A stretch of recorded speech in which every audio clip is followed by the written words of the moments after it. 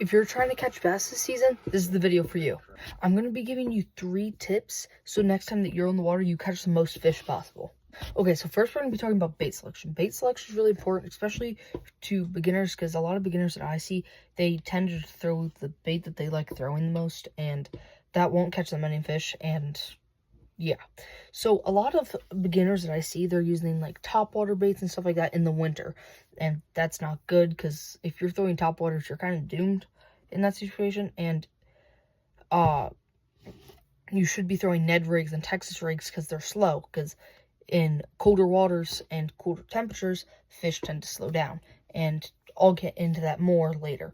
But you can't be throwing the fast lures, like reeling them at mock speed, stuff like that, because that's not going to work, because fast lures just screw you over and scare off the fish, kind of like my last girlfriend.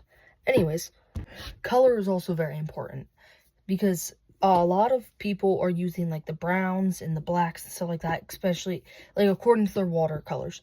But, like I said, with the fish being slower and stuff like that, they tend not to really care for, like, the darker color lures. So like stuff like this, white on watermelon, and this, it seems like a darker color, but in the water it's more bright. And like this is a good example for the slowing down. Like this one might look like it's a fast lure, but if you jig it slowly, it will become slower. Sorry.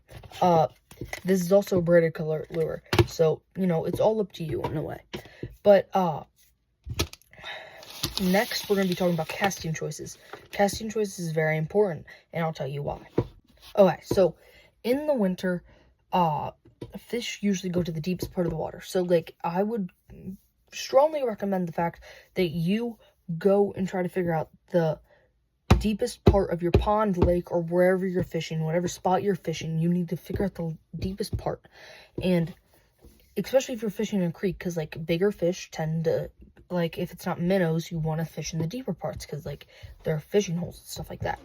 So the same thing kind of goes for ponds and lakes and stuff like that. You kind of want to go for the deepest parts that you possibly can.